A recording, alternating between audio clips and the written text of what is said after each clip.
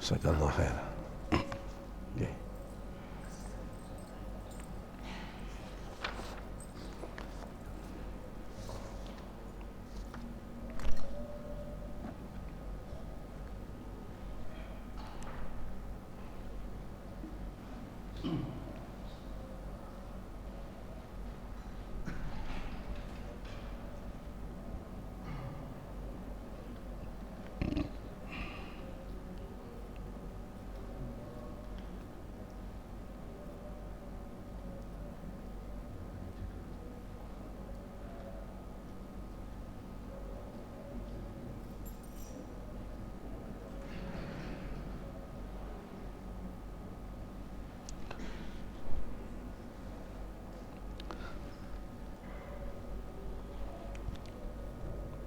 Bismillahirrahmanirrahim.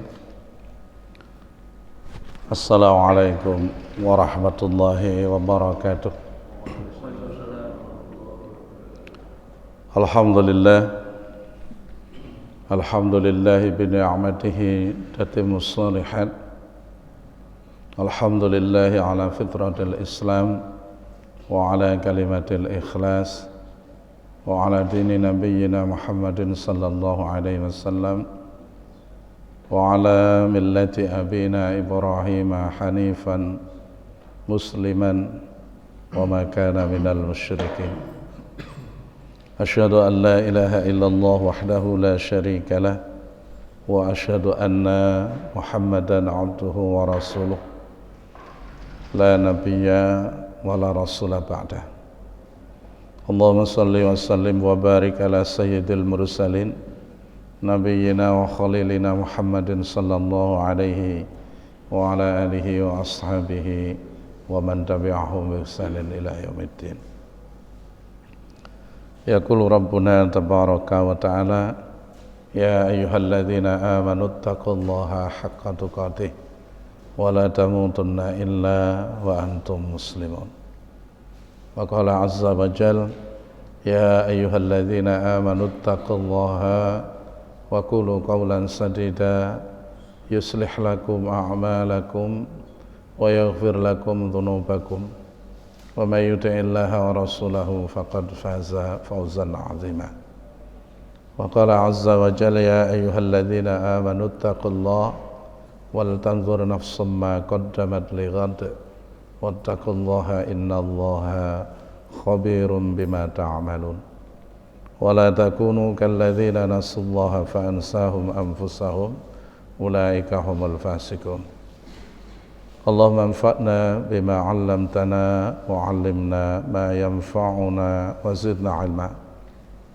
اللهم إنا نسألك علما نافعا ورزقا طيبا وعملا متقبلا.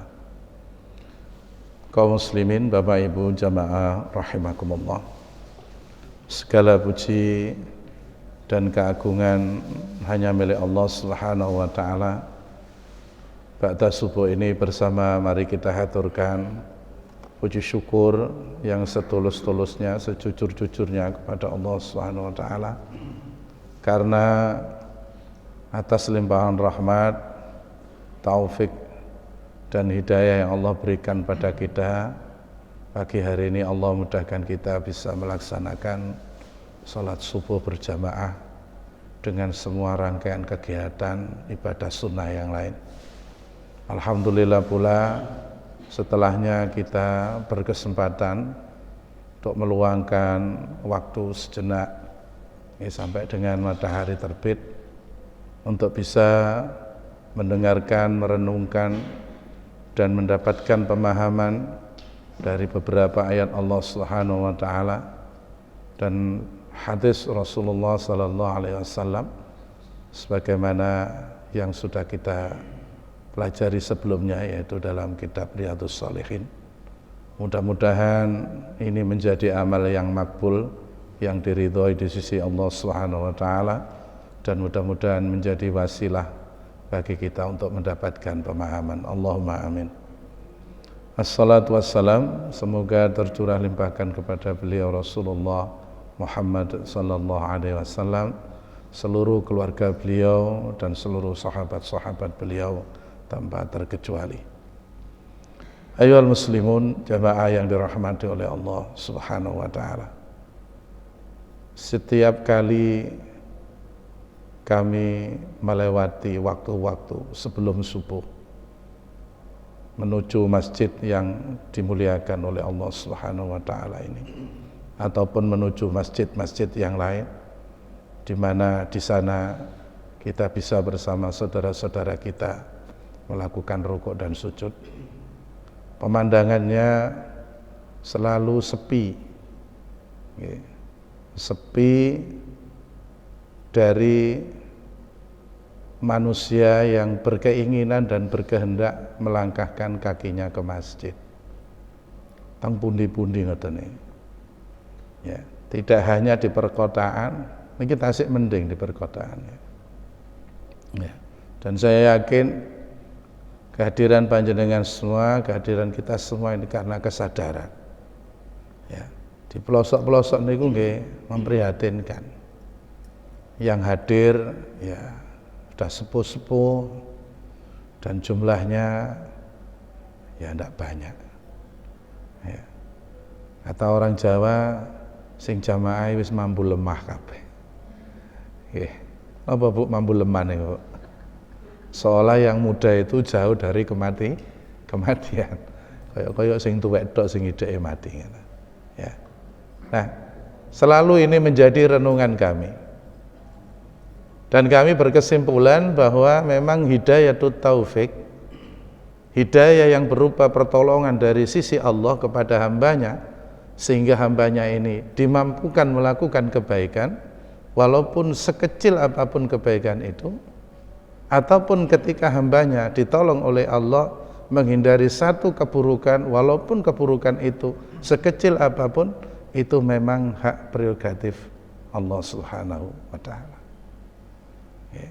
Berapa banyak di antara saudara kita yang muslim yo yakin, yo ngerti, yo paham, tapi sebanyak itu pula jumlah mereka yang tidak tergerakkan kakinya untuk menuju masjid, ya, atau bahkan di sela-sela waktu tidak tergerak lidahnya, lisannya untuk berzikir kepada Allah Subhanahu wa ta'ala.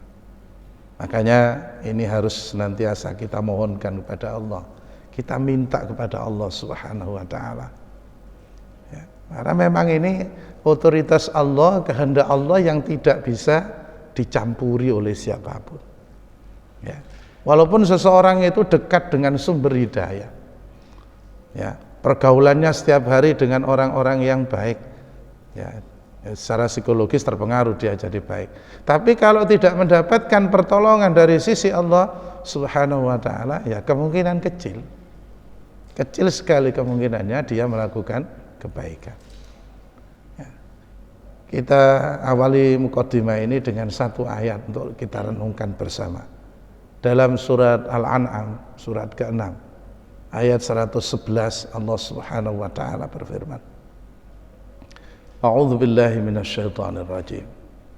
Walau annana nazzalna ilaihimul malaika wa kallamahumul mauta wa hasyarna alaihim kulla syai'in kubula ma kanu liyu'minu illa ayyasha Allah walakinna aktsarahum yajhalun.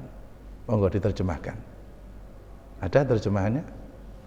Surat Al-An'am, surat ke-6 ayat 111. Yeah.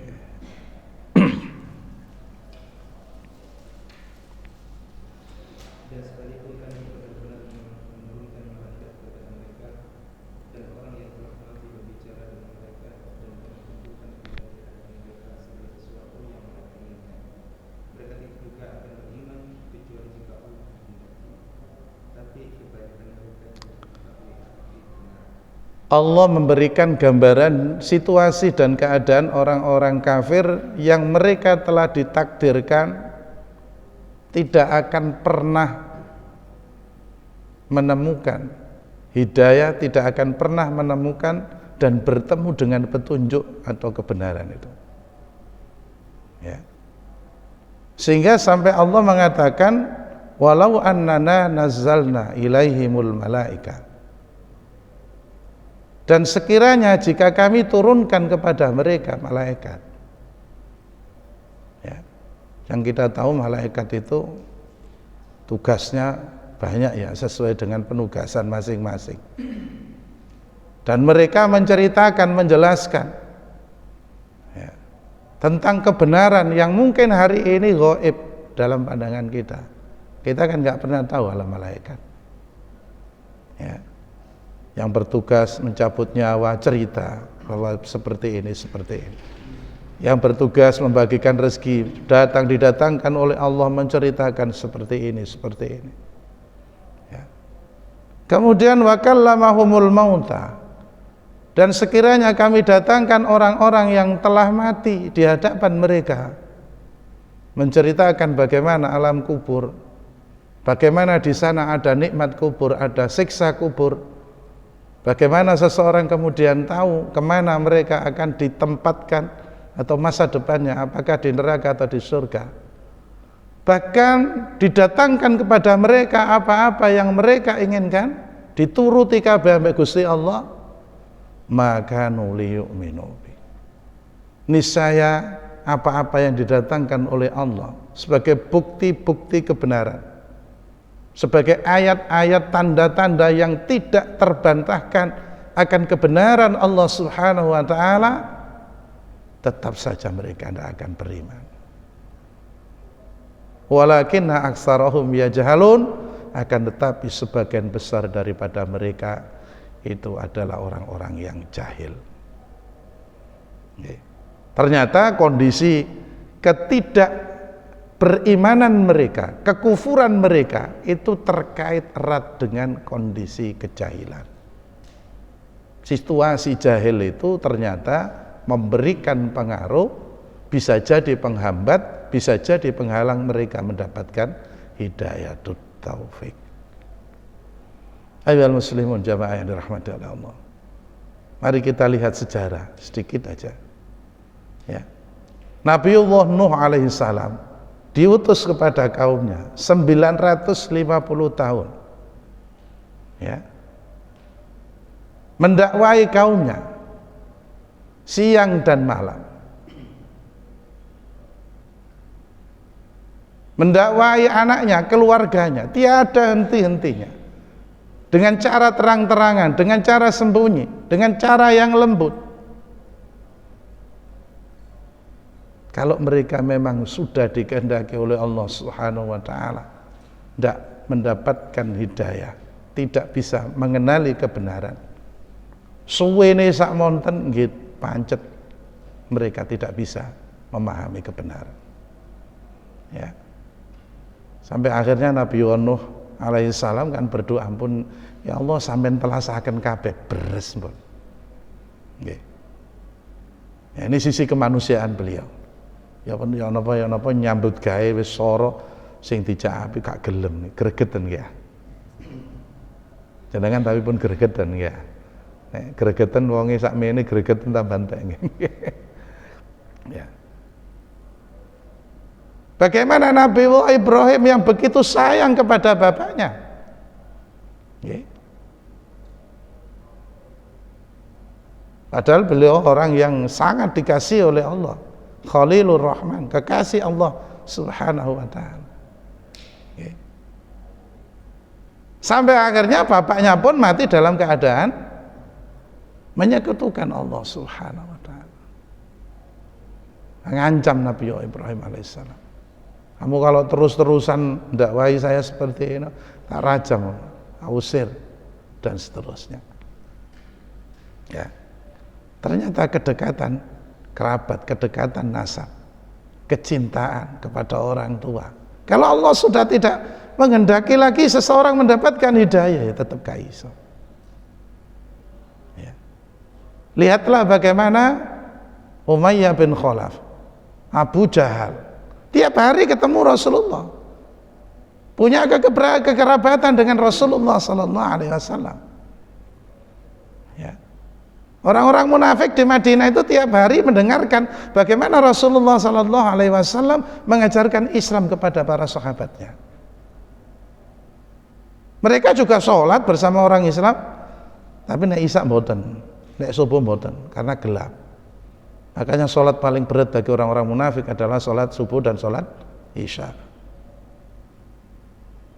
Pada akhirnya mereka tidak masuk dalam Islam. Karena apa? Karena jahil tadi. Ketidakmauan untuk mendengar, menerima, merenungkan apa yang disampaikan oleh Rasulullah sallallahu alaihi wasallam. Lihatlah Abu Thalib. Siapa yang menyaksikan kedekatan beliau dengan Rasulullah Muhammad sallallahu alaihi wasallam? Terlalu banyak bukti yang membuktikan bagaimana kasih sayang Rasulullah sallallahu alaihi wasallam kepada pamannya. Karena dialah yang memelihara Nabi sejak kecil. Dialah yang membela Nabi mati-matian. Sehingga para pemuka Quraisy itu merasa segan untuk mendolimi Nabi sallallahu alaihi wasallam dengan ucapan, dengan perilaku. Tapi pada akhirnya, di akhir kehidupannya tetap mati dalam keadaan kufur. Sampai Allah menegur, innaka la tahdi man ahbabta walakinallaha yahdi man yasha. Muhammad, kamu sekali-kali tidak mampu memberikan petunjuk, menjadikan seseorang itu mengenal Islam, mengenal iman, beriman kepada Allah, sekalipun itu orang yang engkau cintai. Akan tetapi hanya Allah Subhanahu wa ta'ala yang berkuasa memberikan petunjuk kepada orang-orang yang Allah kehendaki. Mungkin ada pertanyaan, terus untuk apa kita beramal kalau petunjuk itu otoritasnya, prerogatifnya hanya Allah Subhanahu wa ta'ala semata? Walimal amal, untuk apa kita beramal? Kalau Allah sudah menentukan kita mendapatkan petunjuk, untuk apa kita beramal? Atau sebaliknya, kalau Allah sudah menentukan seseorang atau menentukan kita tertutup dari kebenaran, untuk apa kita beramal? Nabi mengatakan, kullu muyassarun lima khuliqa lahu. Seseorang itu akan dimudahkan oleh Allah Subhanahu wa ta'ala kepada apa yang dikehendaki oleh Allah Subhanahu wa ta'ala. Kalau Allah menghendaki kebaikan, maka indikasinya adalah apakah kita dimudahkan untuk melakukan kebaikan itu. Kalau kita dimudahkan, fa insyaallah Allah menghendaki kebaikan pada kita. Kalau dihadapkan kepada kita kebaikan kok kita merasa berat, berarti sebaliknya. Dihadapkan kepada kita keutamaan, kemuliaan dari satu amal soleh yang kita pahami kok kemudian kita berat, hati-hati. Bisa jadi kita tidak dikehendaki oleh Allah dengan kebaikan, malah Allah menghendaki kita dengan keburukan. Umar ibnul Khattab radhiyallahu an itu masuk Islam itu ada usaha untuk melawan kejahilannya. Dia minta dibacakan itu surat Toha. Ya, dalam salah satu pendapat ya diturunkannya ayat ini. Ya, asbabun nuzul diturunkannya surat Toha. Dia dengarkan, ada usaha, dia dengarkan, dia renungkan, dia pikir, dia gunakan logikanya. Kalau susunannya seperti ini, Toha ma anzalna ilaikal qur'ana litasqa illa tadhkiratan liman yakhsha dan seterusnya. Kalau susunannya seperti ini, tidak mungkin ini buatan manusia, tidak mungkin ini gubahan manusia, tidak mungkin ini redaksi buatan manusia, walaupun dia orang yang hebat dalam hal sastra, mikir. Ya. Maka ini adalah apa? Presentasi daripada upaya yang beliau lakukan untuk mengurangi, menghilangkan kejahilan, karena kejahilan itu menjadi penghalang. Makanya kemudian para ulama membagi hidayah itu ada dua, ada hidayatul taufik, ada hidayatul irsyad. Hidayah yang sifatnya pertolongan dari sisi Allah, dan hidayah yang berupa bimbingan, petunjuk, pengarahan, pelatihan, yang ini bisa dilakukan oleh siapa saja, termasuk dalam hal ini adalah tugas utama para nabi dan rasul. Para nabi menyampaikan, membimbing, mengarahkan, tapi keputusan terakhir si A si B menjadi seorang mukmin mendapatkan hidayah dari sisi Allah tergantung Allah Subhanahu wa ta'ala. Tapi ini jalan yang harus ditempuh. Sehingga disimpulkan untuk mendapatkan hidayatul taufik melazimkan seseorang menempuh cara untuk mendapatkan hidayatul irsyad. Makanya ngaji itu perlu. Ya. Duduk bersama, merenungkan, mendengarkan, ya, melakukan muhasabah terhadap jiwa dari ayat-ayat Allah Subhanahu wa taala, dari sabda Rasulullah, itu penting. Supaya apa? Supaya kita dengan cara itu, dengan aktivitas itu dimudahkan oleh Allah Subhanahu wa taala sampai kepada kebaikan sehingga kita melakukannya, sampai kepada keburukan sehingga kemudian kita pun meninggalkannya. Mohon maaf nggih, sing ngaji mawon sik kata salah. Nggih napa nggih? Yang ngaji seperti ini masih banyak salahnya, apalagi yang tidak ngaji blas. Nggih. Tentu ini adalah sesuatu yang memprihatinkan, ya. Kami pernah membayangkan bagaimana jika kemudian masjid-masjid Allah, musola-musola yang di situ didirikan sholat berjamaah di saat subuh itu penuh. Setelah itu umat Islam mau menyempatkan waktunya mendengarkan Al-Quran dibaca, mendengarkan sunnah Rasulullah disampaikan sampai dengan matahari terbit. Bisa kita bayangkan berapa banyak kebaikan dan kemuliaan yang sudah didapatkan oleh umat Islam. Dan itu nanti dampaknya luas, ya, merambah ke seluruh aspek kehidupan manusia, ya, aspek kehidupan kita yang lahir maupun yang batin. Akhirnya umat ini kan jadi baik. Makanya perbaikan itu dimulai dari sholat. Sepakat ya? Kalau hubungan kita dengan Allah Subhanahu wa taala baik, insya Allah yang lain juga menjadi baik. Allah taala alam. Inilah satu ayat yang mari kita renungkan supaya menjadi targhib, menjadi motivasi dan semangat bagi kita untuk selalu berusaha menghadirkan kebaikan demi kebaikan, tentunya dengan pertolongan Allah Subhanahu wa taala. Kita lanjutkan pembahasan kita di hadis nomor 11. Bismillahirrahmanirrahim. Wa an Abil Abbas Abdullah ibni Abbas ibni Abdul Muttalib radhiyallahu anhuma an Rasulillah sallallahu alaihi wasallam fima yarwi an rabbih tabaraka wa ta'ala qala innallaha katabal hasanati was sayyi'at thumma bayyana dzalik faman hamma bihasanatin falam ya'malha katabahallahu tabaraka wa ta'ala indahu hasanatan kamilatan wa in hamma biha fa'amilaha katabahallahu indahu asyra hasanatin ila sab'i mi'ati dhi'fin ila ad'afin kasiratin wa in hamma bisayyi'atin falam ya'malha katabahallahu indahu hasanatan kamilatan wa in hamma biha fa'amilaha katabahallahu sayyi'atan wahidatan. Akhrajahul Bukhari wa Muslim muttafaqun alaih. Wa an Abil Abbas Abdullah ibni Abbas ibni Abdul Muttalib radhiyallahu anhuma, dari Abul Abbas Abdullah bin Abbas bin Abdul Muttalib radhiyallahu anhuma, mudah-mudahan Allah meridhai keduanya. Maksudnya Abdullah bin Abbas dan Abbas, nggih. Abdul Muttalib modern. Ya, karena beliau wafat dalam keadaan ya di luar Islam. An Rasulillah sallallahu alaihi wasallam, dari Rasulullah sallallahu alaihi wasallam. Fima yarwi an rabbih tabaraka wa ta'ala. Ya. Di dalam apa yang diriwayatkan dari Rabb-Nya. Jadi kalau ada redaksi seperti ini berarti indikasinya hadisnya hadis qudsi. Hadis qudsi. Menurut penjelasan ulama ahlul hadis, hadis qudsi itu maknanya dari Allah Subhanahu wa taala, redaksinya dari lisan Rasulullah Muhammad sallallahu alaihi wasallam. Statusnya ada yang dhaif, ada yang sahih.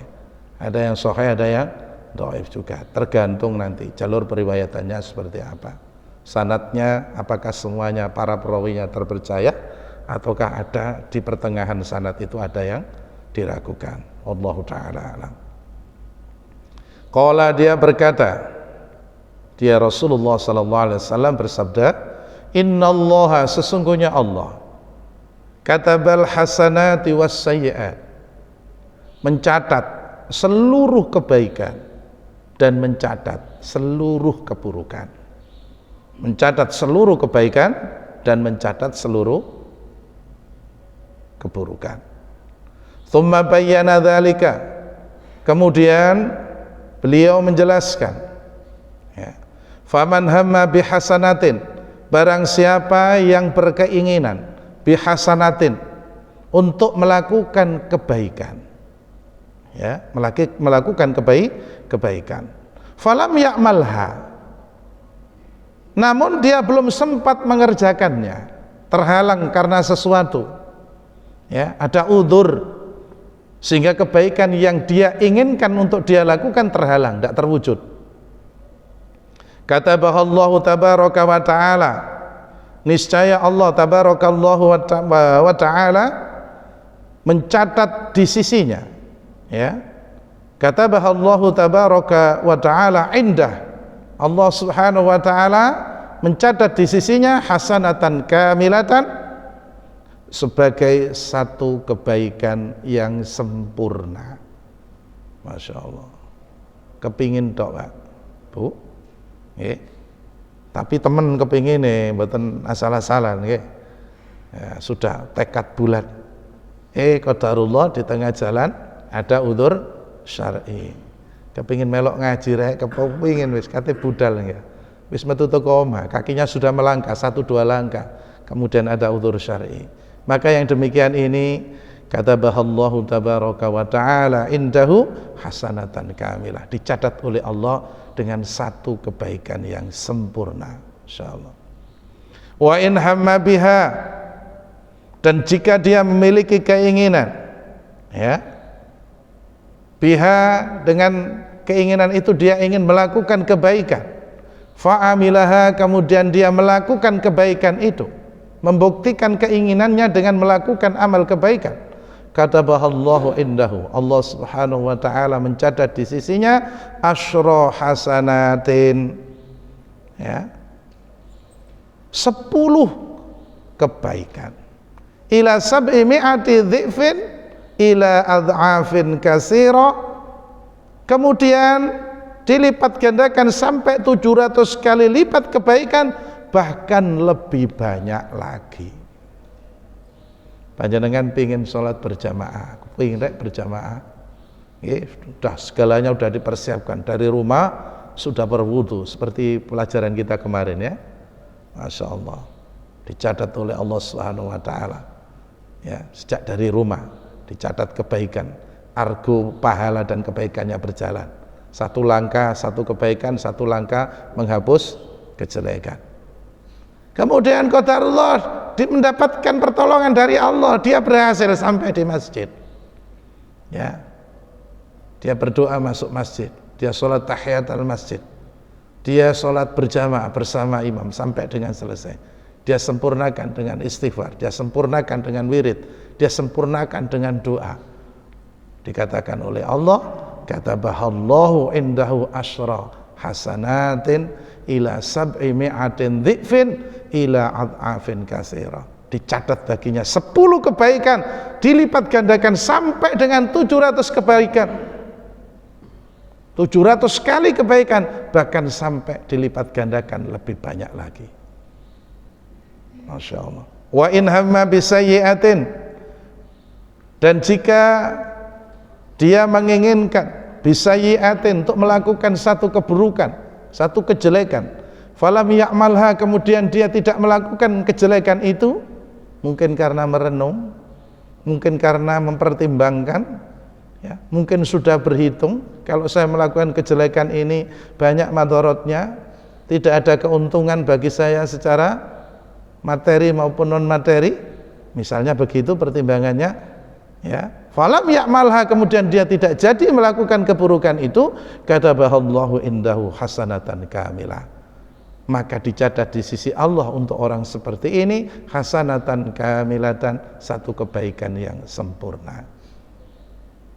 Wa in hamma biha, Maka jika dia menginginkan untuk melakukan satu kejelekan, fa'amilaha, kemudian benar-benar dia lakukan kejelekan atau keburukan tersebut, katabahallahu sayyi'atan wahidatan, maka dicatat di sisi Allah sebagai satu kejelekan saja.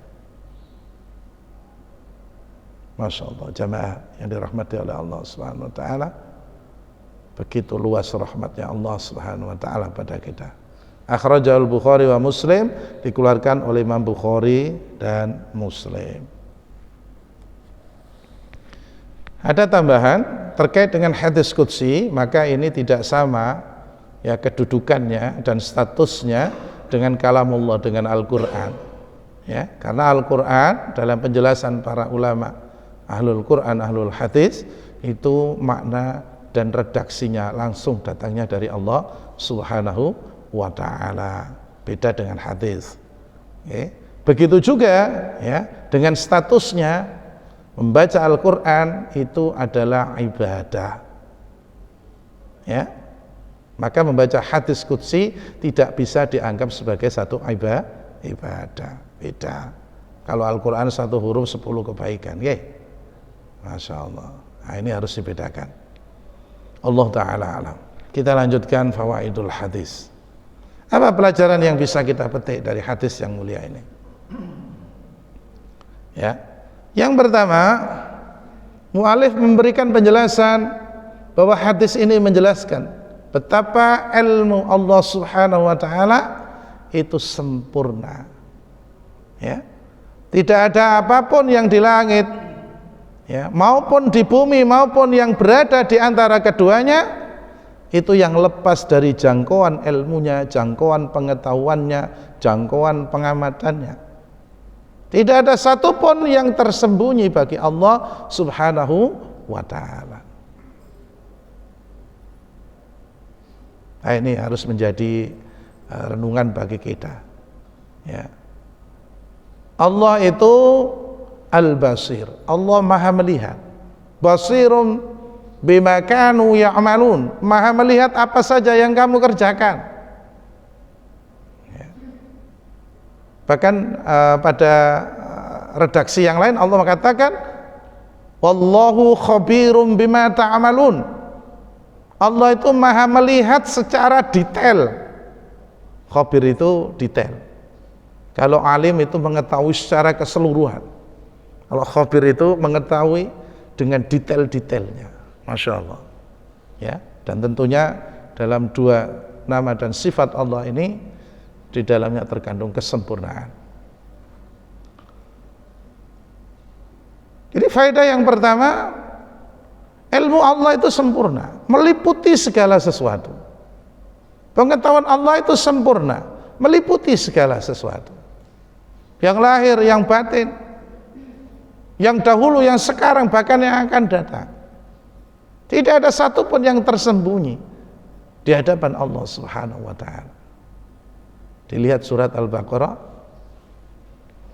ayat 280. Hafal nggih? Dua ayat terakhir di surat Al-Baqarah. Ya, monggo dilihat. Ayat 280.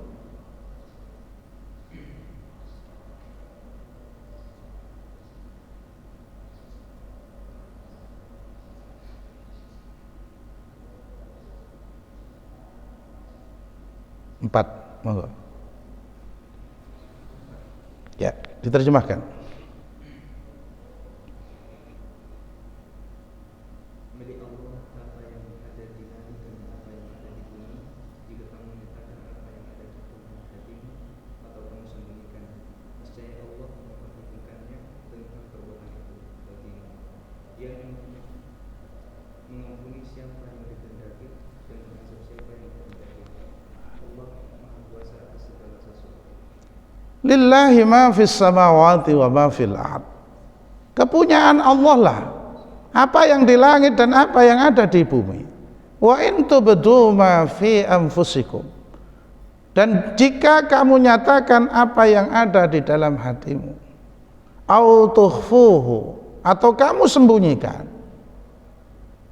ya, Kamu nyatakan apa yang ada di dalam hatimu atau kamu sembunyikan apa yang ada dalam hatimu, yuhasibukum bihillah, niscaya Allah akan memperhitungkan perbuatanmu. Namanya memperhitungkan berarti melazimkan tahu, faham, mengerti, memahami. Gak mungkin Allah menghisab perbuatan seorang hamba tanpa Allah mengetahui perbuatan hambanya, dan itu sesuatu yang mustahil. Fayaghfiru liman yasha wa yu'adzibu man yasha. Allah mengampuni siapa saja yang Dia kehendaki dan Allah mengadab siapa saja yang Dia kehendaki. Wallahu ala kulli syai'in qadir, dan Allah Subhanahu wa taala Maha berkuasa atas segala sesuatu. Ya. Ayat ini disebutkan ya, fi anfusikum, di dalam dirimu. Di dalam diri kita ini kan terhalang orang lain untuk tahu. Orang hanya tahu zahir kita, yang tampak pada zahirnya, yang tersembunyi di dalam tidak ada yang tahu. Ya, maka mafhum mukhalafahnya, kalau yang di dalam saja Allah Maha tahu segalanya, apalagi yang tampak. Ya. Yang di dalam saja Allah mengetahui kok. Apa yang kita nyatakan dalam hati kita, apakah itu kebaikan, apakah itu niat keburukan, atau bahkan keburukan itu sendiri yang mau kita lakukan, Allah Maha tahu. Apatah lagi jika kebaikan keburukan itu tampak nyata ya dalam waktu, dalam ruang yang bisa disaksikan oleh yang lain. Tentu Allah lebih tahu. Jamaah yang dirahmati oleh Allah Subhanahu wa taala, maka obat daripada ini adalah muraqabatullah, merasa diawasi oleh Allah Subhanahu wa taala. Makin kita kuat merasakan hal itu, makin banyak keselamatan yang kita peroleh. Ya, makin tipis perasaan diawasi oleh Allah, makin banyak peluang kita jatuh dalam kejelekan. Karena kita ini gampang lali, lemah kita ini. Jiwa manusia itu paling gampang goyang. Ya, kena goyang sana ikut sana, kena goyang sini ikut sini. Ketemu teman baru lupa, ya. Ya, ketemu ini. Nah, akhirnya Rasulullah menganjurkan dengan doa, Allahumma ya muqallibal qulub, tsabbit qalbi ala dinik. Allahumma ya musarrifal qulub, sarrif qulubana ala taatik. Ya. Kita ini gampang lepas dari syariat agama karena pergaulan, karena pekerjaan, karena perbincangan. Kita ini gampang ya, menjauh dari ketaatan ya karena dunia, karena syahwat, karena subhat, ya, karena pergaulan yang tidak baik dan seterusnya. Wallahu taala alam. Yang kedua, faedah yang kedua, di antara tugas malaikat adalah mencatat semua kebaikan dan mencatat semua keburukan. Allah menugaskan malaikatnya yang mulia kepada setiap orang untuk melakukan tugas tersebut. Oleh karena itu para malaikat mengetahui dan mencatat apa saja yang dikerjakan oleh hamba-hambanya. Allah menghitungnya sedangkan kita melupakannya. Inilah kondisi kita. Ya. Kira-kira kebaikan keburukan seminggu yang lalu masih ingat tak? Masih ingat ya? Berapa yang diingat? Berapa yang diingat? Bandingkan dengan berapa yang sudah kita lupakan. Ya. Begitu banyak nikmat Allah yang diberikan pada kita, tapi seringkali kita lupakan. Tidak kita sebut, tidak kita puji, tidak kita agungkan Allah Subhanahu wa taala dengan lisan kita, tapi lisan ini entah ngomong yang lain, entah ngomong ini ya. Lebih banyak itu. Itu kita seperti itu. Kita lihat dalam surat Qaf. Monggo dilihat. Surat Qaf. Surat keberapa, Pak? Bisa dilihat surat Qaf. Ayat yang ke-18.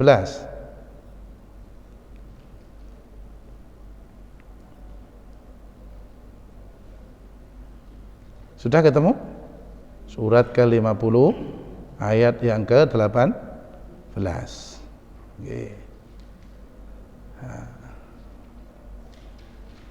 17, 18. Monggo. Dibaca terjemahannya.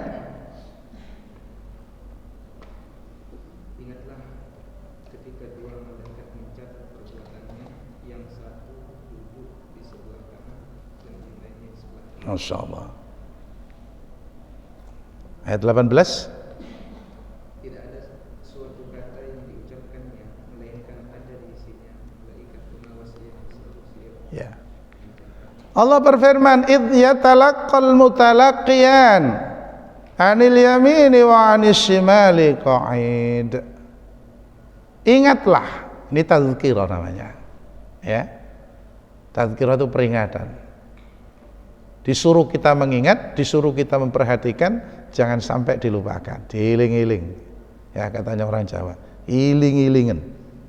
Yatalaqqal mutalaqqiyan, ketika dua malaikat ya melakukan tugasnya, yaitu mencatat amal kebaikan dan amal keburukan kita, anil yamini wa anis shimal qa'id, yang mereka itu duduk di sebelah kanan dan duduk di sebelah kiri. Ya.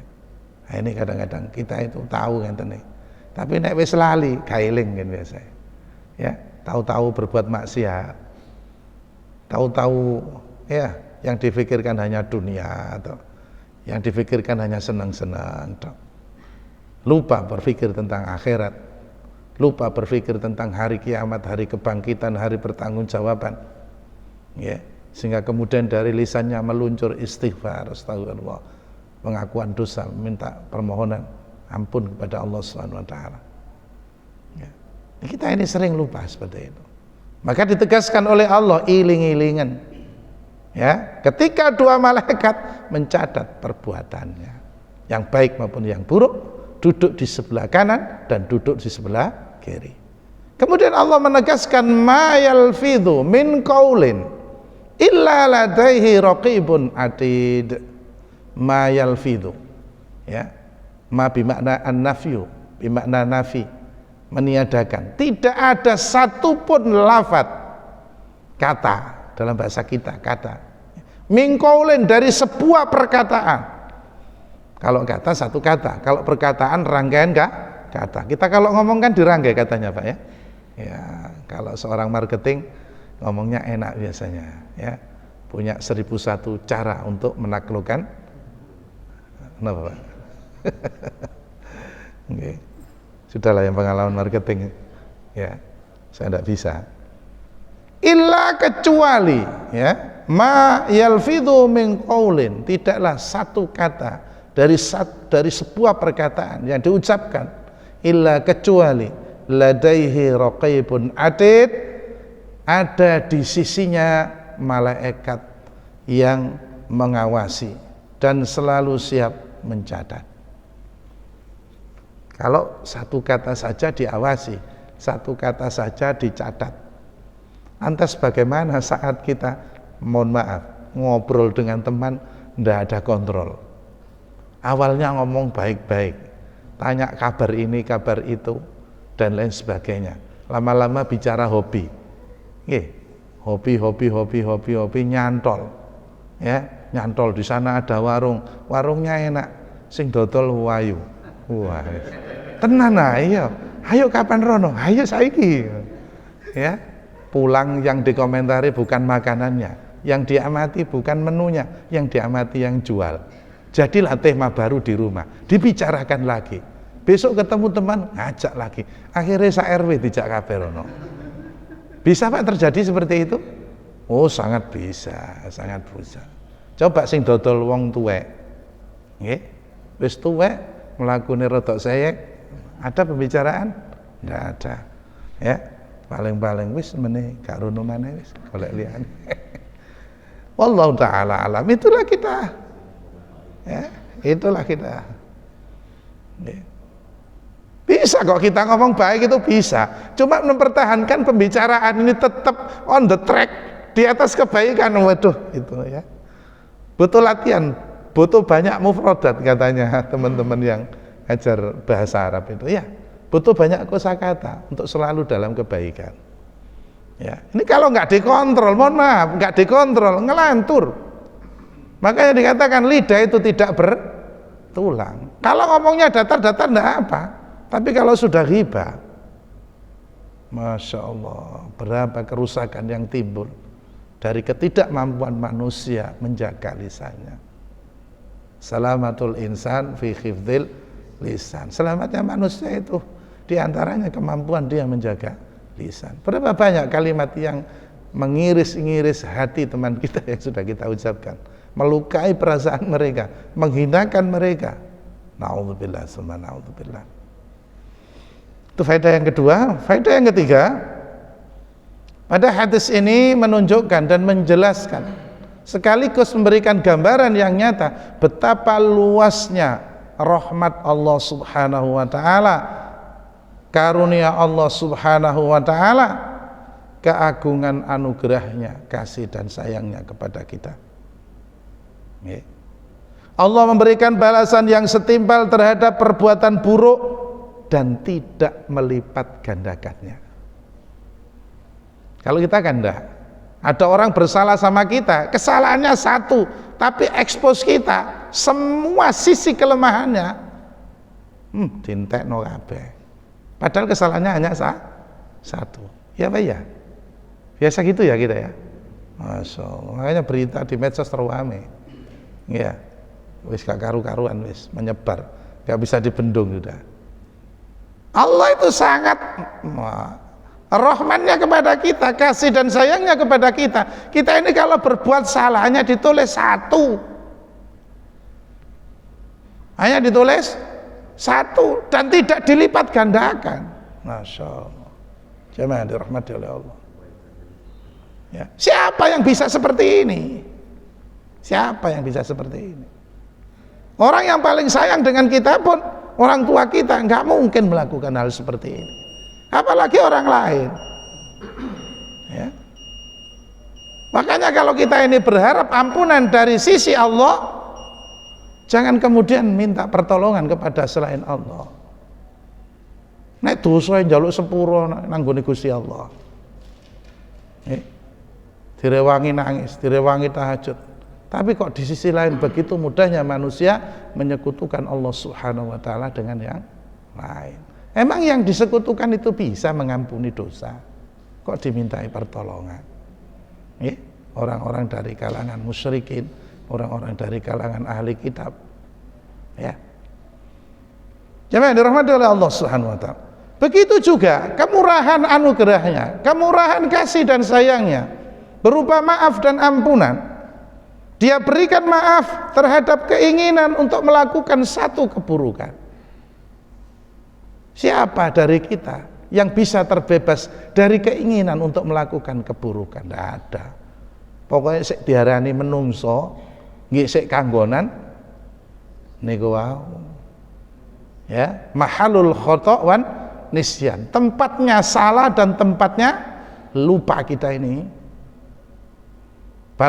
Dalam tataran keinginan itu sudah sering kita mau melakukan kejelekan ini, mau melakukan kejelekan itu. Masya Allah, Allah dengan keluasan rahmat dan ampunannya gak dicatat itu. Kalau hanya masih dalam taraf keinginan, dimaafkan oleh Allah Subhanahu wa taala. Sedangkan mari kita lihat di sisi yang lain. Setiap satu kebaikan, ya, dalam tataran keinginan dicatat oleh Allah Subhanahu wa taala dengan satu kebaikan yang sempurna. Nah, kalau sempurna dalam pandangan Allah kita jangan meragukan lagi ya. Beda dengan sempurna dalam pandangan manusia. Ya, kalau kesempurnaan datangnya dari Allah diberikan kepada kita, sudah jangan pernah diragukan. Begitu juga ketika keinginan melakukan kebaikan itu kemudian direalisasikan menjadi satu kebaikan yang nyata, kita lihat bagaimana keluasan karunia dan rahmat Allah. Allah lipat gandakan pahala kebaikan orang tersebut ya, dengan 10 kebaikan, bahkan dilipat gandakan sampai dengan 700, bahkan dilipat gandakan tanpa batas. Di antaranya adalah kebaikan dari sisi amalan sabar. Innama yuwaffas sabiruna ajrahum bighairi hisab. Sesungguhnya balasan bagi orang-orang yang bersabar ya tanpa hitungan. Masya Allah. Kita lihat surat Al-Baqarah ayat 261. Monggo.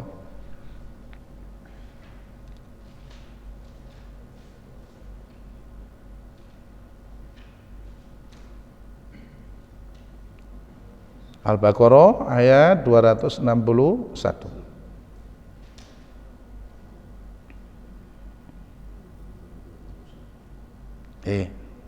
Diterjemahkan?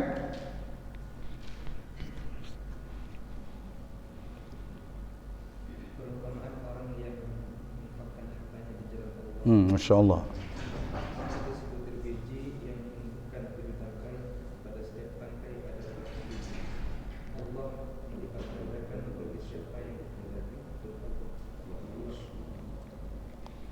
مثل الذين ينفقون أموالهم في سبيل الله كمثل حبة أنبتت 7 سنابل في كل سنبلة 100 حبة والله يضاعف لمن يشاء والله واسع عليم. Perumpamaan ya, orang-orang yang menginfakkan harta mereka di jalan Allah Subhanahu wa taala untuk masjid, untuk kajian, untuk fakir miskin, untuk anak yatim, untuk fasilitas umum ya, untuk sarana-sarana kebaikan. Kama sali habbatin, seperti habba niku nggih mek siji, ibarat biji padi itu ya hanya satu biji itu. Pernah nanam padi Bapak Ibu? Belum ya? Karena perkotaan ya. Asalnya dulu di kampung pernah nggak nanam padi? Pernah ya. Nah, itu pekerjaan saya sejak kecil. Ya, jadi sebelum padi ditanam itu disemai dulu. Ya.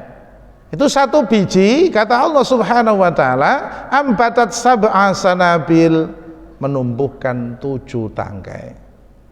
Ya. Ambatat, menumbuhkan dari biji itu 7 sanabil, 7 tangkai.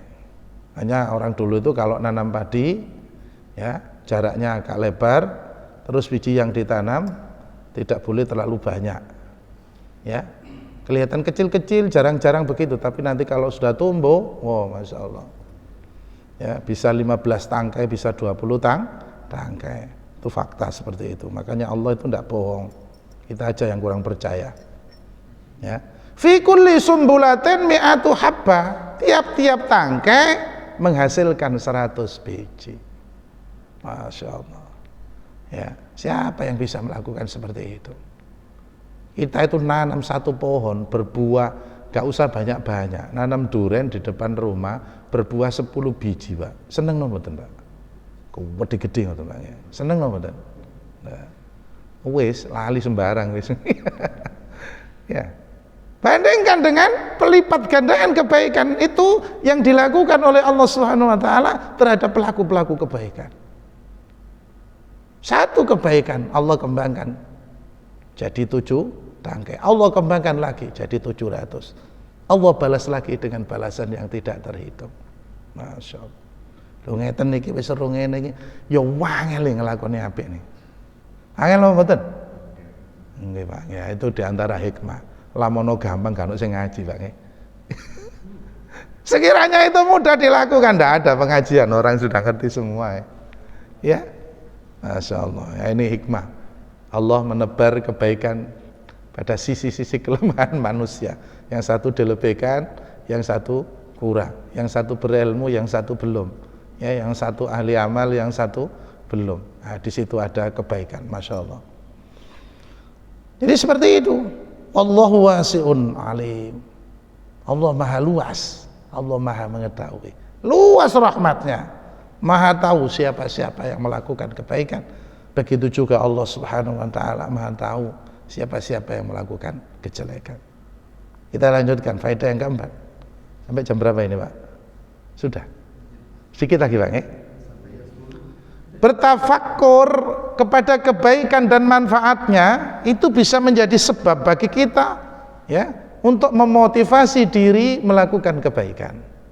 Ada satu kebaikan kita ingat-ingat, iya kebaikan ini pahalanya ini. Contoh, kita ingat sabda Rasulullah, rakaatani qoblal fajri khairu minad dunya wa ma fiha. 2 rakaat sebelum sholat subuh pahalanya lebih baik daripada dunia dan isinya. Nek eling niki kira-kira ninggalno 2 rakaat sebelum subuh eman banget ya. Nah, itu diantaranya begitu. Kebaikan yang disampaikan dalam syariat kita ingat, ini kebaikan ini, pahalanya ini, fadilahnya ini, itu bisa memotivasi. Sebaliknya juga ketika keburukan itu disampaikan oleh syariat, akibatnya, mafsadatnya, kerusakannya, sering kita bertafakur akhirnya, ayo lalapo jare wong Jawa gendeng mangan ungkal ngelakoni iki kan gitu ya. Karena orang gila tidak ada yang makan ungkal. Nanti kalau ada orang makan ungkal lebih gila daripada orang gila. Udah tahu ini jelek begini, tapi masih ditabrak saja. Ya itulah kelemahan kita. Allah Ta'ala alam. Saya kira demikian beberapa faedah yang berharga dari hadis yang mulia ini. Semoga Allah Subhanahu wa taala menolong kita melakukan kebaikan sekecil apapun, dan semoga Allah memberikan keistiqomahan di atas kebaikan tersebut, dan mudah-mudahan Allah Subhanahu wa taala melindungi kita dari setiap keburukan sekecil apapun keburukan itu, karena tidaklah keburukan itu dilakukan oleh seseorang kecuali dia akan mengundang keburukan-keburukan yang lain. Allah Ta'ala alam. Subhanakallahumma wa bihamdika asyhadu an la ilaha illa anta astaghfiruka wa atubu ilaih. Billahi taufiq wal hidayah. Assalamualaikum warahmatullahi wabarakatuh. Alhamdulillah. Ada pertanyaan enggak? Oh, fadhol. Mudah-mudahan bisa jawab. Oh enggak.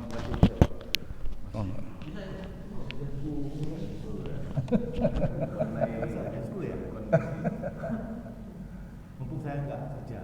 Nggih, mau Pak. Saya dulu Ustaz ya. Assalamualaikum warahmatullahi wabarakatuh. Waalaikumsalam. Tadi dijelaskan tentang kondisi keberimanan seseorang itu tergantung dari jahil apa tidak jahil kondisi.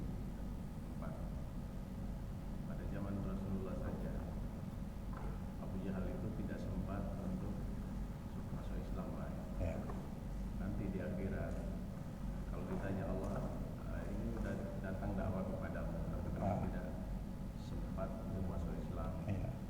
Bagaimana dengan keadaan di pelosok yang tidak pernah terjamah tersentuh dakwah, yang tidak pernah menyebut Allah gitu. Pada saat di akhirat nanti mereka mau memberi alasan apa saya ketika ditanya Allah, saya tidak pernah didakwai. Itu nanti tanggung jawabnya siapa? Iya. Barakallahu fikum. Kita lihat ayatnya.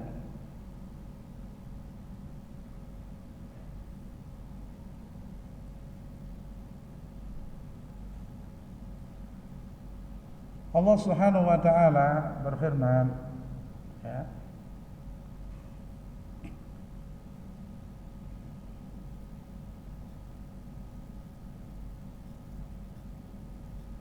Ini di Mu'jam ini ya. Nanti coba dilacak ya, di surat berapa, di ayat berapa ya. Allah berfirman begini. Wa ma kunna mu'adzabina hatta nab'atsa rasula. Kami tidak mengadab ya. Jadi mekanisme adab, punishment, hukuman dari Allah Subhanahu wa taala atas semua bentuk kekufuran, dari aspek keyakinan, dari aspek perilaku ya, itu tidak berlaku hatta nab'atsa rasula, kecuali telah datang kepada kaum, pada seseorang itu satu utusan, satu informasi, satu dakwah ya. Keputusannya kembali kepada Allah Subhanahu wa taala. Kalau Allah menghendaki dia diampuni, Allah ampuni dia. Kalau Allah menghendaki dia disiksa, ya Allah siksa dia. Nah, di sini ada beberapa perbedaan pemahaman, ya. Ada yang memutlakkan wa ma kunna mu'adzabina, artinya Allah sama sekali tidak mengadab satu kaum yang mereka terhalang, ya, terhalang dari sampainya dakwah kepada mereka. Misalnya karena halangan geografis misalnya, ya, yang di situ tidak dimungkinkan seorang utusan sebuah berita tentang syariat ini sampai kepada mereka. Ya.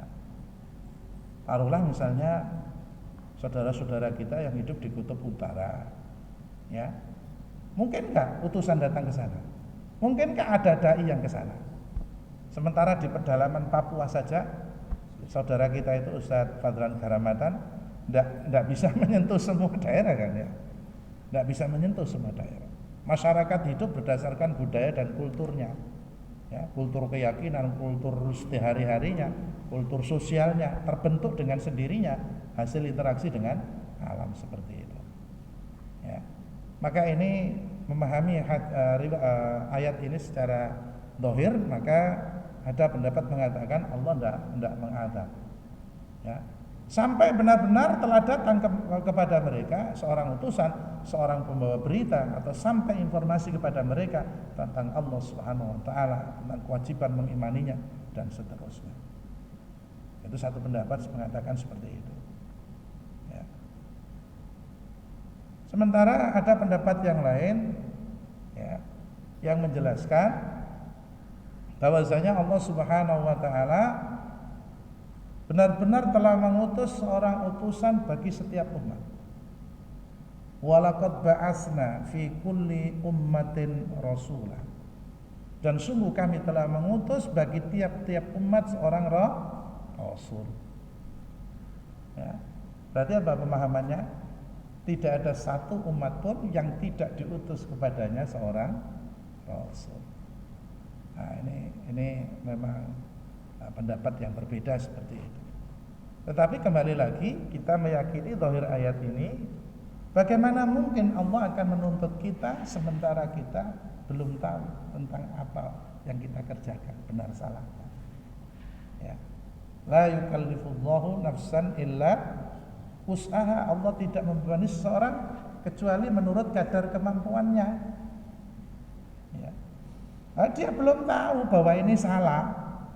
Sementara, ya, ketidaktahuan itu menjadi penghalang bagi dia untuk mengetahui kebenaran. Akhirnya dia terjerumus kepada kesalahan gara-gara memang tidak tahu atau belum tahu. Fa insyaallah yang demikian ini dimaafkan. Ya. Tapi kalau sudah tahu ya harus berhenti. Ya. Allah Ta'ala. Jadi Abu Jahal sudah dengar, sudah tahu, ya tidak ada alasan. Iya. Nah, sekarang ini ada orang, saya itu belum dapat hidayah, Mas. Ya, kalau kita ngajak teman kita, ayo nang masjid yuk, masjid itu diramekno.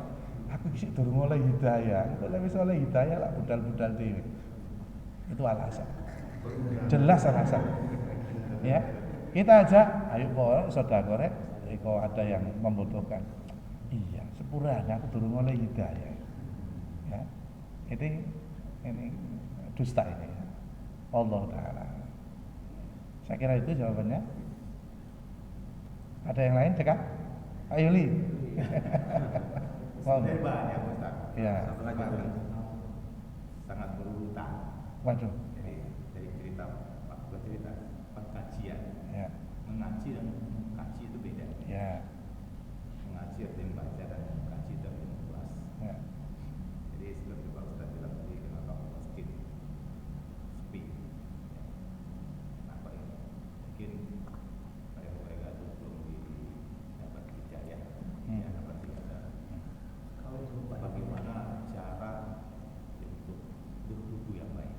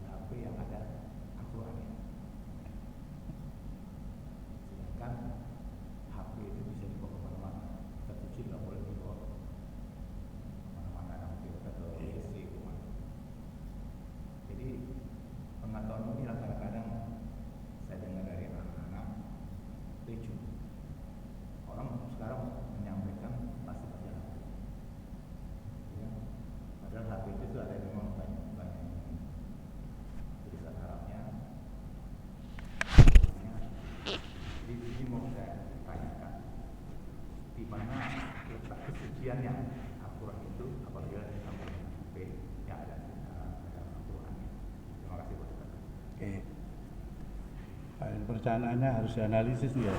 Masya Allah. Barakallahu fiik. Yang pertama kita harus meyakini Al-Quran itu kalamullah. Al-Quran itu kalamullah. Ya. Jadi apa yang tertulis di dalam mushaf ini harus dipahami dulu. Ya.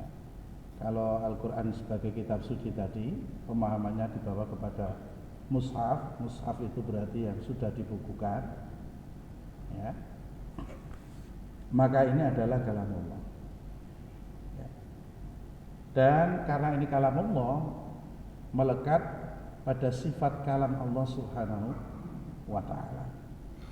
Maka para ulama Ahlus Sunnah meyakini bahwasanya Al-Quran bukan makhluk, bukan sesuatu yang diciptakan, karena dia adalah melekat pada zat Allah Subhanahu wa ta'ala. Allah itu berkala, berkata-kata.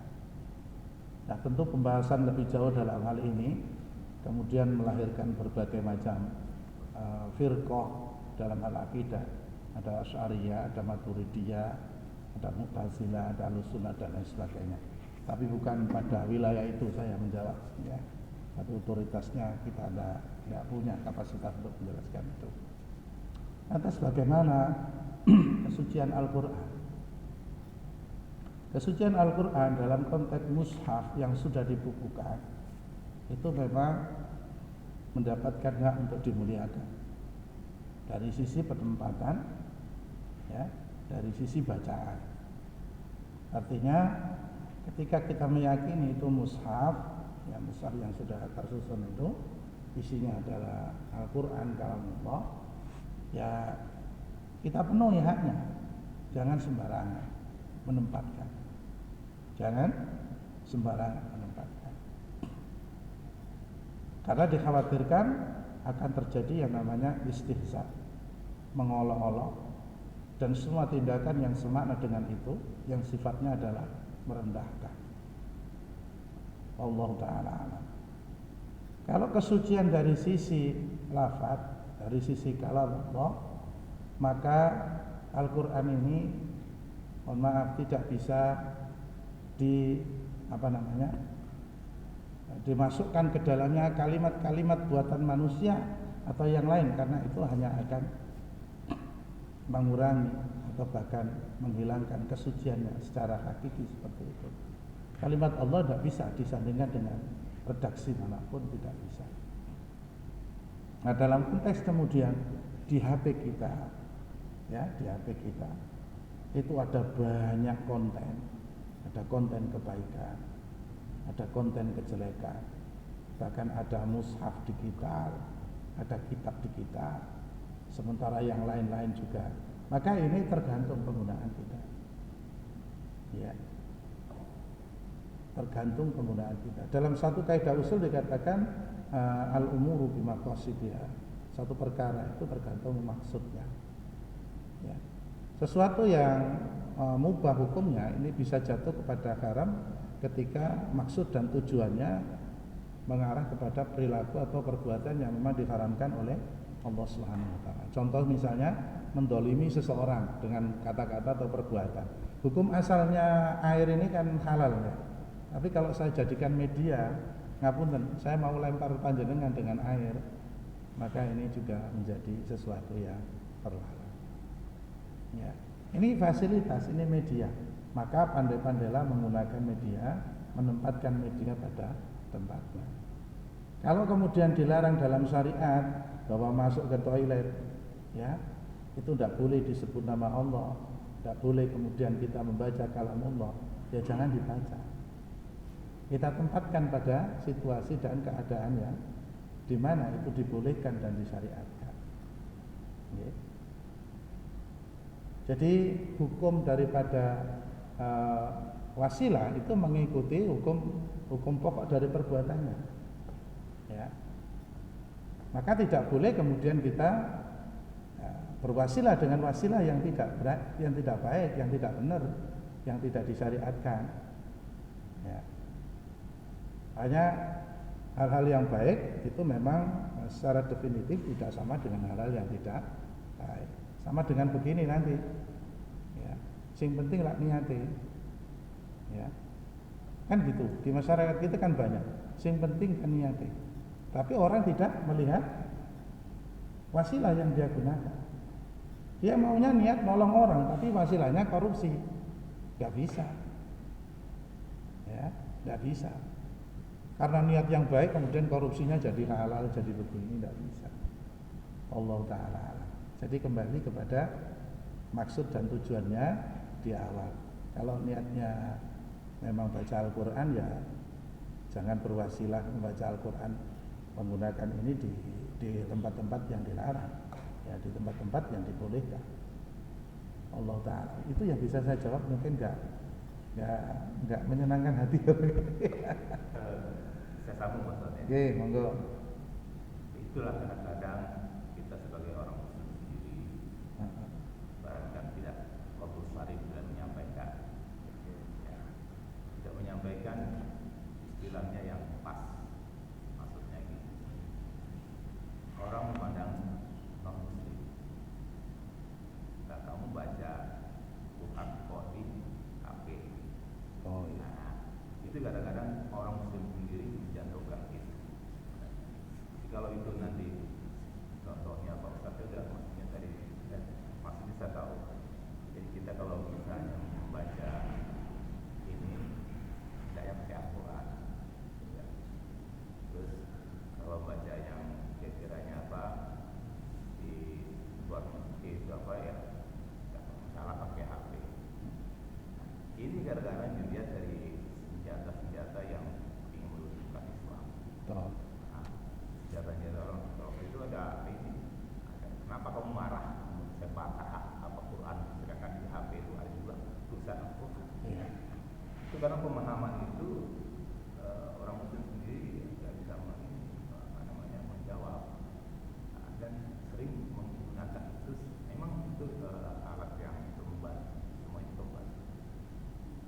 Bantu itu. Seperti Quran juga, seperti alat membantu Quran. Kalau itu kan dihafal, yang nanti kan dihafal. Makanya supaya tidak hilang, itu dicatat dan dibuka. Terjadilah subhanallah suci Al-Quran. Jadi ya mungkin tidaknya sebagai apalah penyampaian untuk orang muslim, tidaknya jangan digunakan HP sebagai sarana untuk memberikan apa namanya berbuat baik dan membaca Al-Quran itu ditampakkan ke orang muslim. Itu akan senjata menentukan kita. Banyak yang kayak itu, banyak yang namanya kita kena itu. Memang itu sudah ceritanya Allah ya, ceritanya semuanya kan di dunia ini kan Allah bercerita. Sama kita bercerita tuh, dunia ini dihidupkan, diciptakan, alam semesta diciptakan, disampaikan di Quran semuanya. Nah, Allah tuh bercerita gitu. Kita harus mengkaji dengan ilmunya, cuma kita diberikan ilmu pada manusia. Jadi mungkin kami mengajak itu semua orang muslim gunakan HP, bila sendiri silakan untuk membaca Quran, bila itu nanti itu ya, sehingga tidak inilah, tidak apa namanya, tidak menunjang untuk untuk bersiturus. Kalau bersiturus itu kan akan mengakibatkan perpecahan. Iya, iya. Ya, apapun memang akan dilakukan ya oleh orang-orang Khairul Islam. Mereka tidak pernah rela ya terhadap kita sampai kita kemudian pada level murtad dari agama kita. Ya memang ini ngapunten, ini pedang bermata dua memang ya. Satu sisi kehidupan kita zaman ini sudah memang nggak bisa lepas dari ini. Ya. Sementara kalau zaman dulu sarana-sarana untuk berbuat maksiat itu sedikit sekali, nggak segampang sekarang memang. Ya. Nah, seperti yang Bapak inginkan, ya memang baiknya ya kita. Kalau memang berniat khusus beribadah dengan membaca Al-Quran, monggo dengan mushaf. Ya, mushaf itu dicetak. Dan ini secara psikologis orang itu membaca kitab, membaca mushaf dengan membaca di Android itu sangat jauh dari sense pemahaman, pemaknaan, penghayatan sampai pada taraf keyakinan itu memang berbeda. Ya. Saya juga kadang-kadang harus menggunakan. Ya. Karena memang tersedia di situ. Ya, dari sisi efisiensi ya, macam-macam lah alasannya. Tapi bagi saya pribadi, selama ya, wasilah yang kita pakai tidak menyalahi yang pokok, maka hukum wasilahnya insya Allah tidak ada masalah. Ya, taruhlah kita ingin tahu misalnya pendapat ulama tafsir, ya, beragam itu, mufassirin itu beragam tentang satu ayat. Ya, tentu yang afdol kita punya semuanya, literaturnya di rumah. Kita baca, kita khatamkan. Karena memang itu metode yang ditempuh oleh para ulama dari zaman dahulu sampai sekarang ya. Tapi keberadaan ini tetap dibolehkan selama itu menjadi wasilah yang memudahkan kita untuk melakukan satu kebaikan. Ya, ini perlu saja sosialisasi. Ya. Ya, rumah kita kalau bisa ya makanya diramaikan dengan bacaan Quran. Mushaf itu wajib ada di rumah, wajib ada. Kalau perlu masing-masing punya mushaf, ya. Karena akan sulit nanti kalau mushaf satu untuk 10 orang dalam satu rumah, ya, untuk tutup endi kan bingung juga. Ya. Karena kalamullah itu terkait, ya, ayat 1 sampai ayat yang terakhir terkait, surat satu dengan surat yang lain, munasabahnya itu ada, dan itu membentuk pemahaman, membentuk keyakinan. Semakin sering dibaca ya semakin paham, semakin yakin.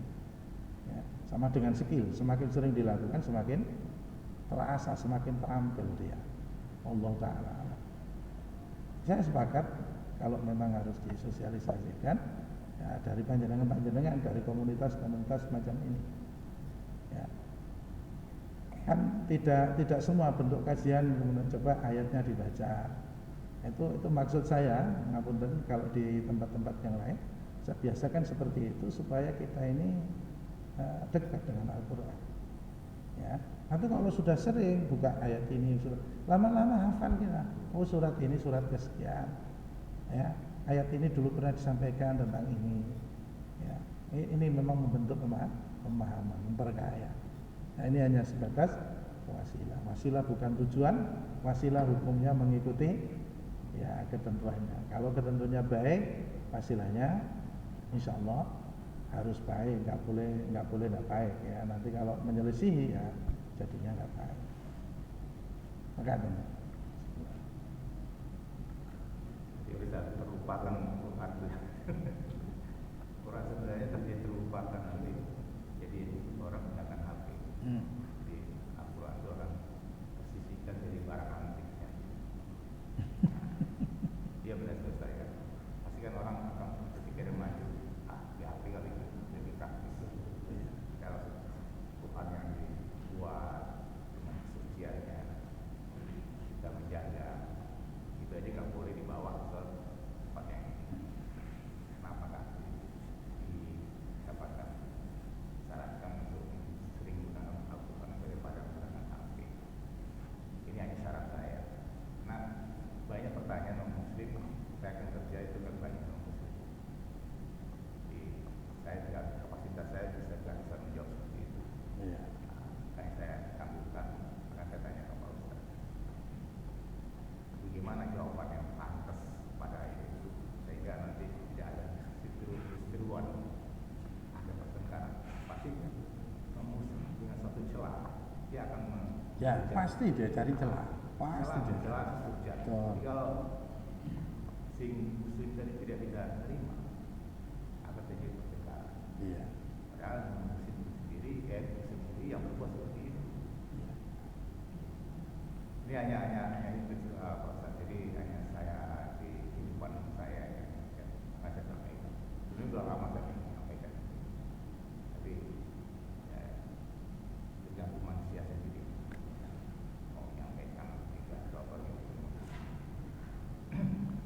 Terima kasih Ustaz. Terus yang ini banyak pertanyaan saya. Jadi full. Ya sudah sampai jam 6 lah.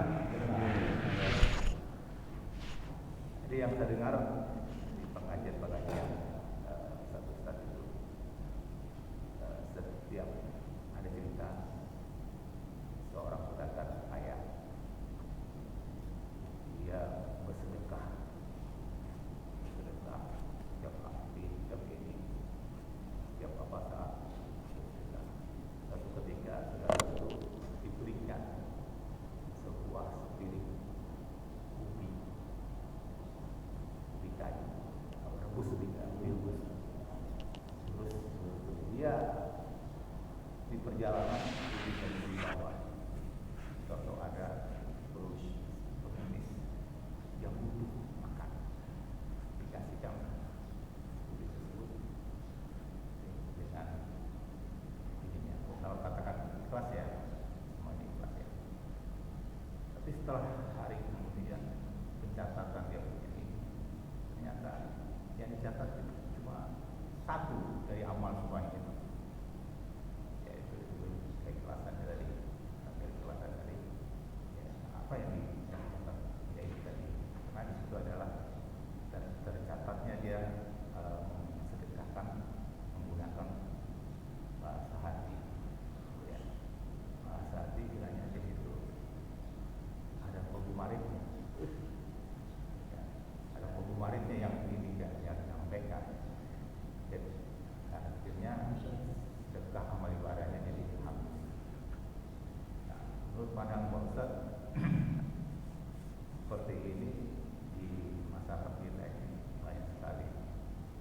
Ya, contohnya tadi Pak Ustaz bilang kenapa masjid tidak ramai. Hanya orang, saya belum ada apa namanya hidayah, belum ada hidayah. Padahal kan sudah tahu, Pak dikatakan ini juga ada hubungannya. Kenapa kok apa namanya tempat yang terpencil tidak tahu? Ya. Itu memang semuanya mencerita Allah yang berkehendak. Jadi pertanyaan saya ya mungkin di sini wudunya yang kurang, wudunya itu berwudu yang kurang sempurna, sehingga sholatnya yang tadi apakah ibadah tidak sempurna. Nah, pertanyaannya kita semuanya mungkin harus bisa memberi pelajaran cara berwudu yang baik bagaimana.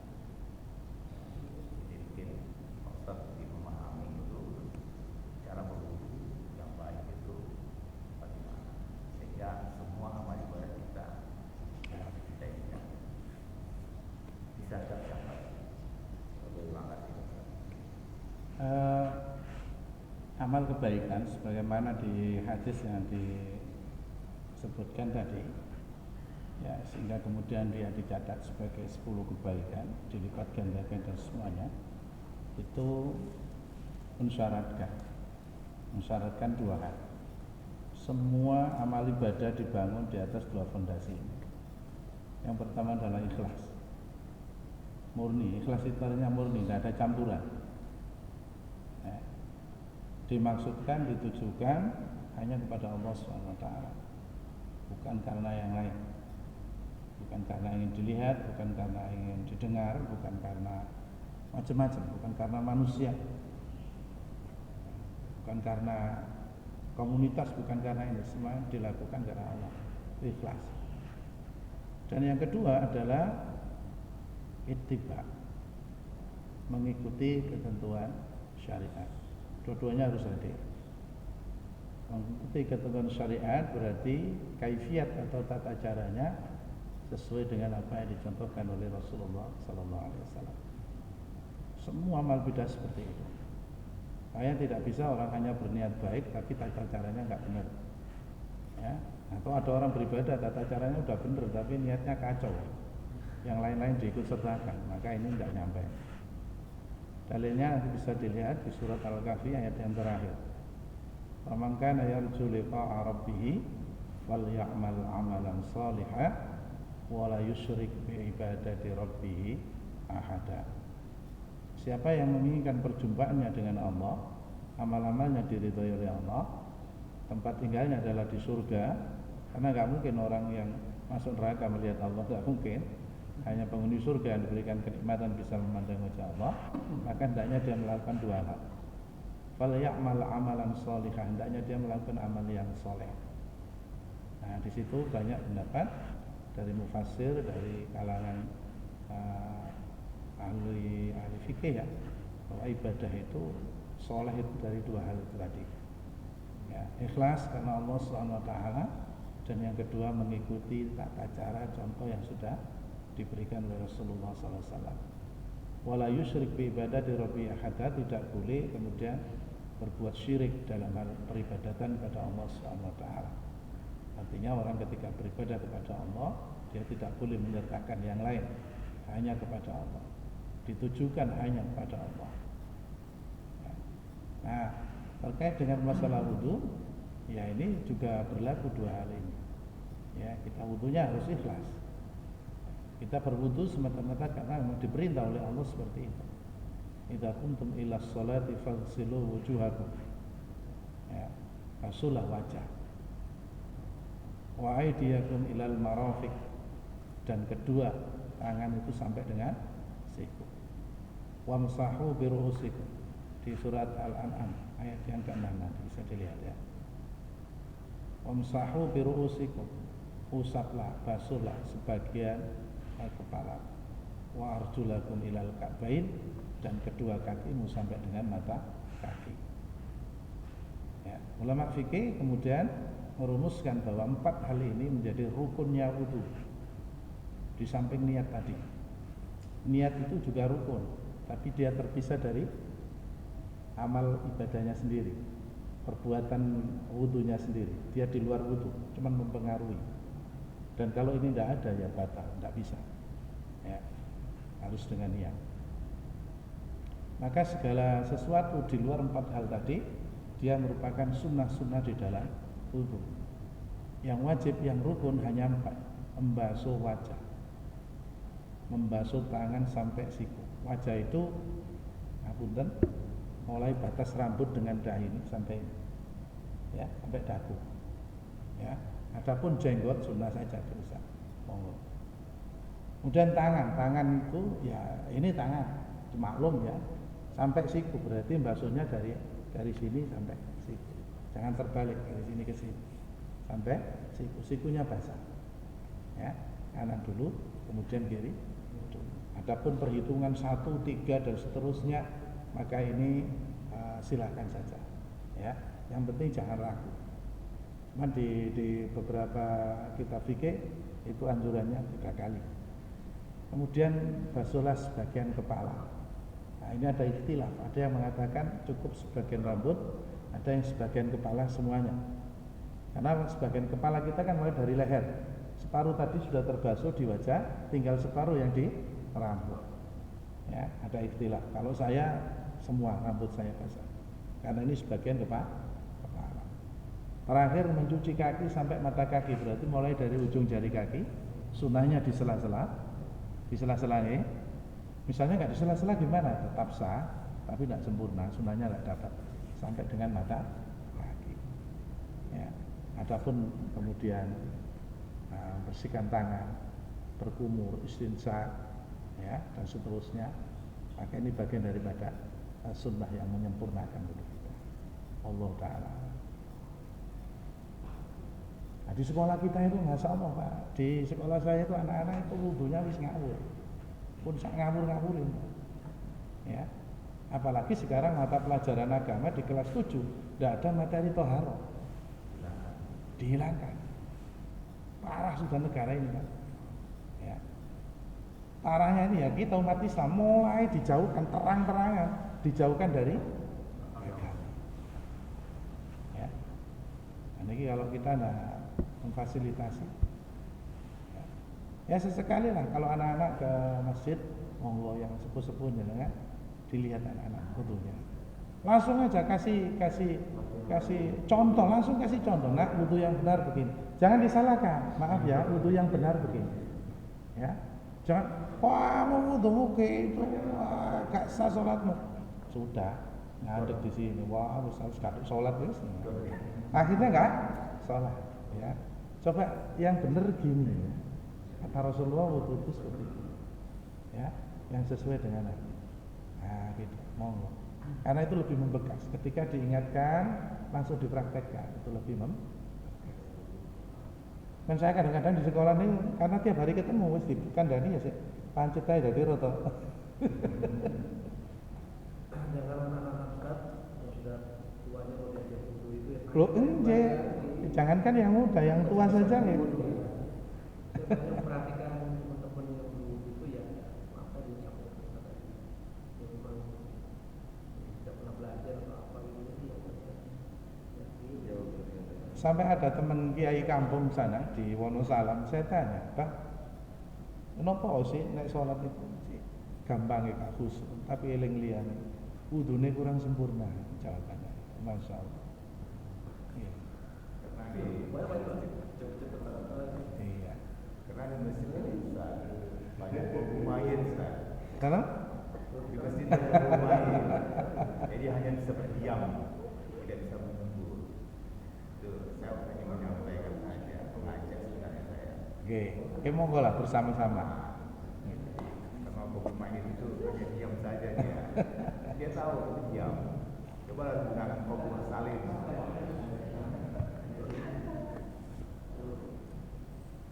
Ya, sedikit demi sedikit ya. Di masyarakat memang nggak bisa frontal. Kajian ini kan kita kan berdiskusi Ustaz ya. Hmm. Karena ada satu jenis kalau Ustaz yang mengarang ini kan bersyaratnya kan Ustaz. Kita ini menyampaikan. Saya kalau menyampaikan sendiri Pak Ustaz, rasanya nggak afdol, karena saya bukan ahlinya. Jadi kalau kita Ustaz anak ahlinya jadi saya sampaikan. Karena terus terang aja kadang-kadang di masjid ini kita menegur anak-anak, orang tuanya marah. Iya, kalau saya zaman saya dulu enggak. Saya dimarahi orang tua saya. Itu sama murid masjid, saya dimarahi sama orang tua. Masa masjid sama. Di sini kita lain. Bukan di sini aja, di mana-mana. Iya. Masalah. Jadi itu perlu disampaikan mungkin Ustaz. Saya memang ya, istilahnya tupoksi Ustaz itu kan sebagai bersama Ustaz kan yang menyampaikan. Karena itu apa? Itu kadang dari beberapa agama jarang menyampaikan seperti itu. Kalau zaman saya dulu sering rewel, anak-anak diam. Nah, para ustaz kadang-kadang khawatir anak-anak diam itu orang tuanya marah. Dia harus sampaikan orang tuanya kecil. Ya, saran saya metodenya aja Pak dirubah. Memang zamannya sudah berubah ya, tapi ya kebaikan kalau bisa jangan berubah. Metodenya yang kita rubah, cobalah. Dengan cara itu tadi yang paling berkesan di anak-anak itu kita kasih contoh ya. Yang benar gini kalau yang begitu kayaknya belum benar. Ya makanya Pak Ustaz tadi kenapa ke masjid? Karena itu tadi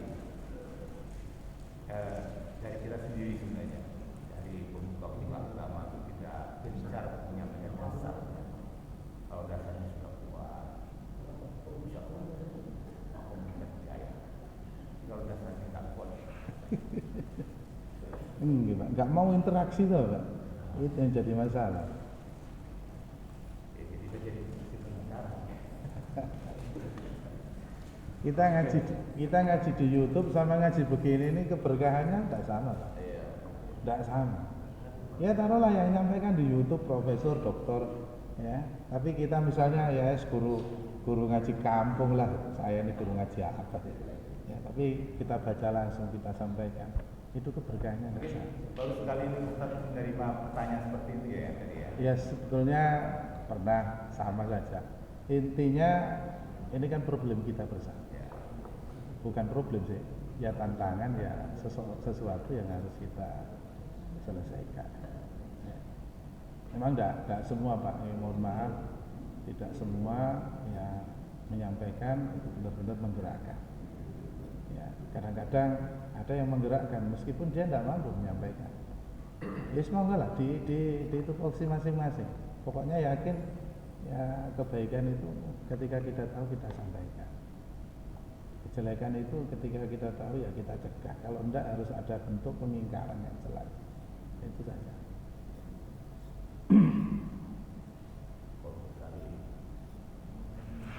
Sudah jam 6 Pak, sudah masuk lusa ini ya.